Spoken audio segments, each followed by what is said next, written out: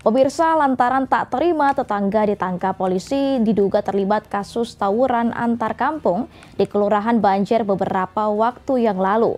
Puluhan warga Kelurahan Banjer Lingkungan 4 datangi Polsek Tikala. Puluhan warga Kelurahan Banjer Lingkungan 4 ini menuntut polisi untuk membebaskan tetangga mereka berinisial O alias Oscar yang diamankan kepolisian Polsek Tikala beberapa waktu lalu.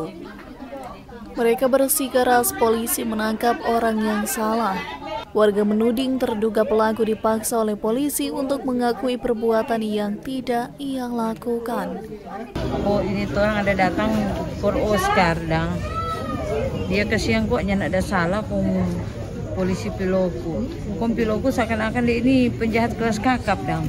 Dorang dobrak tuh pintu, kong dorang sebaganti pada dia langsung bor dia. Padahal dia dah tirun nih pemain tua.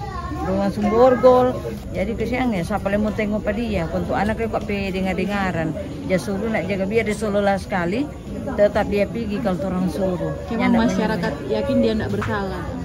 Memang karena waktu kejadian DP Mama meninggal. Sementara itu Kapolresta Manado melalui Kasat Reskrim Polresta Manado Maidiana Sitepu membantah tudingan masyarakat tersebut.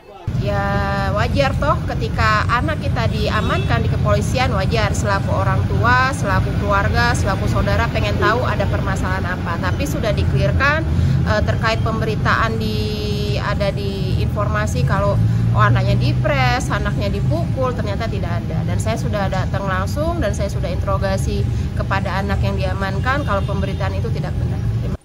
Sitepu menambahkan terkait tarkam di Kelurahan Banjer yang sudah beberapa kali terjadi, pihaknya sudah mengamankan beberapa terduga pelaku dan saat ini sedang dalam proses penyelidikan. Diamankan kita sudah ada ya, karena kita saat ini masih melakukan penyelidikan lebih dalam terkait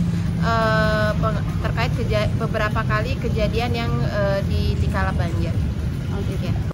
Diketahui kasus tawuran antar kampung di Kelurahan Banjer sudah terjadi beberapa kali sejak akhir tahun 2023 silam. Tim Liputan Kawanua TV melaporkan.